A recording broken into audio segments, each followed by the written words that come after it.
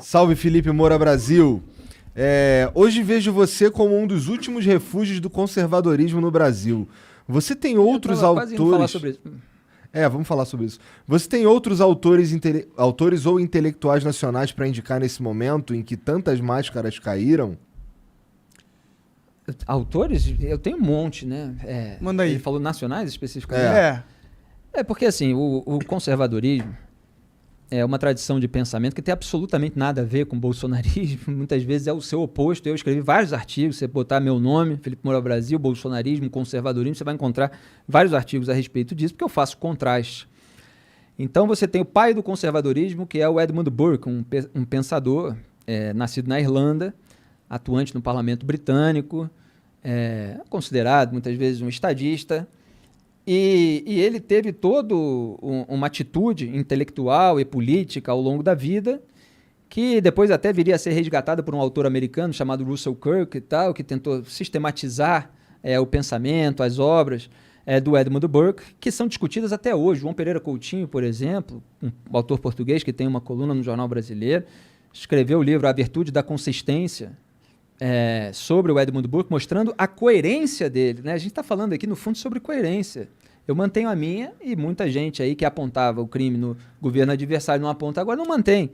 E ele defende justamente a coerência do Edmund Burke em diversas circunstâncias que foram as maiores lutas dele contra o espírito revolucionário na Revolução Francesa, a questão envolvendo a independência americana, o abuso da coroa britânica em relação aos impostos cobrados na colônia, a questão da Índia, que mobilizou muito o Edmund Burke e outro. Enfim, então você teve aí uma figura de uma grandeza intelectual e moral extraordinária, que teve o seu pensamento resgatado por um outro autor e acabou criando toda uma tradição na qual vieram vários autores, como Roger Scruton, que o Eduardo Bolsonaro considera sua referência intelectual, mas não sabe citar o nome de um livro. Deu uma entrevista na Piauí, ele só sabia citar um vídeo do YouTube e tal. Quando alguém Michael pauta Oakeshott, o cara, né? Que eu tenho certa dificuldade de pronunciar. Aqui no Brasil apareceu o pensamento conservador na obra de Joaquim Nabuco, o mais influente dos abolicionistas. Eu recomendo demais o livro Minha Formação dele, Um Estadista no Império, os diários dele, que foram muito bem organizados. Você tem José Osvaldo de Meira Pena, tanta gente aí com uma qualidade extraordinária, e hoje você tem um movimento político que usa esse nome para se enobrecer, para não confessar que é somente bolsonarista, que se trata ali de um culto à personalidade do líder, de quem se cobra, das pessoas, né, das massas, se cobra uma fidelidade irrestrita a ele. Isso não tem nada a ver com o temperamento conservador, né, que é uma expressão usada pelo Roger Scruton. Aí você tem a disposição conservadora, que é mais usada pelo Oakeshott. Você tem várias expressões aí dentro dessa tradição, que no fundo é uma predisposição contrária, né, de ceticismo em relação a qualquer tentativa de impor um novo regime por meio de um sistema abstrato, quer dizer, a partir de um projeto ideológico que prometa um futuro redentor, como é o caso dos revolucionários, um futuro utópico, né, ou o resgate de um passado idealizado, que é o caso dos reacionários. Então, o conservador não é nem o revolucionário que, olha, vamos chegar àquele futuro lindo e maravilhoso com a justiça social e tal. Eu sei o caminho. Eu sei o caminho, exatamente. Ou nem o reacionário que quer resgatar aquele passado idealizado. Aqui no Brasil você tem aqueles que querem resgatar o regime militar idealizado. Era a minha época. Exatamente. É um idealismo que é falso. Ele falseia o passado para resgatar Uma nostalgia. Exatamente. Aquilo que não aconteceu daquela maneira como ele conta, né? Mas em ambos esses casos, você tem pessoas, aí para usar uma expressão que você até usou já nessa conversa, para as quais os fins justificam os meios. Então, em nome daquele futuro utópico ou daquele passado idealizado, idílico, toda atrocidade passa a ser aceita. Toda mudança de princípio, de valor, né? Tinha até uma piada do comediante americano Groucho Marx, que tem nada a ver com Karl Marx. Eu tenho alguns princípios, mas se você quiser eu tenho outros. Essa turma é assim. Então, o conservadorismo não é nada disso. Você tem ali uma predisposição contrária a essas abstrações, você tem um ceticismo, você tem a virtude primária da prudência, como apontava o Edmund Burke, que era enfatizado pelo Russell Kirk. você tenta coibir as revoluções. Aí tem uma série de premissas também, de você ser contrário à crueldade, à injustiça, com base... Aí tem certas discussões na lei natural, dizia Burke, o Oakeshott vai dizer uma outra coisa. Mas tem toda uma tradição de pensamento que vale a pena ser estudada, que esses bolsonaristas não entendem nada e desvirtuam.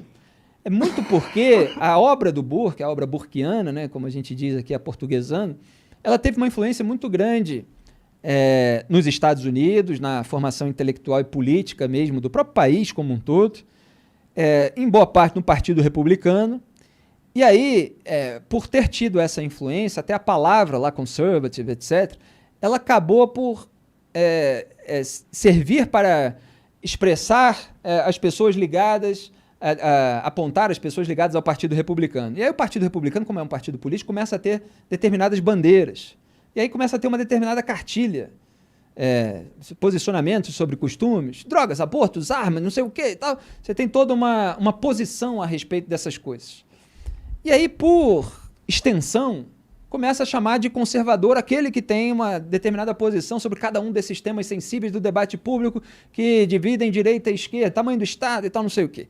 Aí você vai desvirtuando todo o termo, todo o conceito, toda a tradição, que é muito mais complexa, abrangente e profunda do que isso. E aí você usa aqui no Brasil, nós somos os conservadores, nós defendemos Deus, pátria, família, somos contra droga boa, não sei o quê, esses são os conservadores. O conservador, então, é aquele que defende uma série de posições, você dá um tique e tal, sem qualquer princípio geral, sem qualquer valor. Ele acaba se assemelhando ao reacionário, de certa forma, né? Nesse sentido. Não, aqui no Brasil, sim. Quer dizer, esses que se auto-intitulam conservadores, mas são defensores do bolsonarismo, buscam resgatar o regime militar ou qualquer coisa que seja parecida com isso, eles são reacionários, e eu chamo de reacionários. E não no sentido até... porque esses conceitos são importantes de serem da gente distinguir, né? Então, o Nelson Rodrigues, por exemplo, ele era um conservador que era injustamente chamado de reacionário. E aí ele, com toda a perspicácia dele, usando o peso dos ataques contra aqueles que estavam perpetrando os ataques, ele saiu com uma tirada em que ele distorce o conceito da palavra. Ele fala assim, sou reacionário sim, reajo contra tudo que não presta. Só que esse não é o sentido da palavra reacionário. Reagir contra tudo que não presta é uma coisa boa, tá? Mas o reacionário, no significado do conceito político, da tradição bibliográfica e tal, não é uma coisa boa. É aquela pessoa que... reage ao progresso. Para quem os fins justificam os meios. Às vezes isso, né? E você vai encontrar até umas discussões sobre o conservadorismo junto com o progressismo. Até o Russell Kirk ele vai dizer... o Edmund Burke era conservador e tal, mas era progressista também ao mesmo tempo. Porque você tem uma... Agora, se eu disser isso hoje, parece uma loucura, né? Porque o progressista já é associado à esquerda, militante e tal. Sim, não é isso. Está falando do progresso mesmo. Porque... Por isso que esses títulos são horríveis. Exatamente. Eles só empurrecem a discussão das coisas. Pois por quê? Porque se fica com uma impressão caricata e falseada, e a caricatura mais tradicional do conservador é o reacionário, né? De que o conservador não quer mudar nada. E isso é uma mentira. O conservador ele é capaz de mudar, de reformar, mas com prudência, que é a virtude primária do conservador, e respeitando toda a experiência humana acumulada. Respeitando as instituições que muitas vezes precisam ser preservadas, evidentemente quando elas são positivas, mesmo que eventualmente estejam contaminadas. É aquela velha história. Obviamente você tinha ali uma tradição britânica de instituições e tal. É não jogar o bebê junto com a água da banheira. Joga a água da banheira. Tem que trocar a água da banheira? Tem que trocar. Mas não joga tudo que a gente conquistou. Não joga todo o bebê. Perfeito. Não joga toda a construção humanitária ali. Ele tá com um grande repertório de analogias e metáforas, né? Uma coisa quando ele extraordinária. Cara, dá mais uma garrafa aí pra mim. Que tá dando quer aqui um golinho? Eu tô aqui com a minha água não tá dando isso tudo, né? Mas que eu tava falando, então... Os conservadores de verdade, eles estudam a tradição e, às vezes, você tem uma identificação, até por você já ter certas predisposições, você já ser um cara desconfiado, você já ter uma certa prudência na hora de mudar. Eu já fiz, até de uma maneira lúdica, muitas aplicações a outras esferas da vida, porque, aliás, isso é defendido pelos conservadores. Isso não é uma coisa da política. Conservadorismo é uma coisa da vida, esse ceticismo, essa prudência... e uma série de outros elementos que aparecem na história. Mas, por exemplo, Tem um historiador britânico, agora Robert Conquest, eu confundo alguns Roberts, mas que ele diz uma frase ótima, quem quiser pesquisar, eu corrigir aí no chat, que volta e meia eu confundo o nome, que é: todo mundo é conservador nos assuntos que conhece. Que é uma frase provocadora, extraordinária, né? E eu gosto muito de samba, né? Falo de samba no nosso jornal matinal, Jornal Band News Rio, que eu faço no Rio de Janeiro. E no samba, você tem vários períodos de reforma do samba, às vezes chega alguém com um espírito mais revolucionário e tal, e se você for vir aqueles sambistas de raiz, como eles reagem, eles têm um espírito conservador, no sentido de reverenciar, exaltar os mestres, os cânones ali da tradição, não deixar ser esquecido, resgatar aquela obra.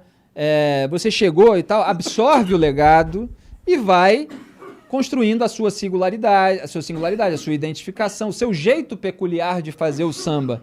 Agora não chega querendo atropelar todo mundo, você é o bambambam que revolucionou o negócio. Pera lá, o pessoal vai te botar pro canto, vai te dar um chega pra lá. Isso rendeu até música, por exemplo. Tem a música Moleque Atrevido, foi feita pelo Jorge Aragão para o Exalta Samba. Quem foi que falou que eu não sou um moleque atrevido?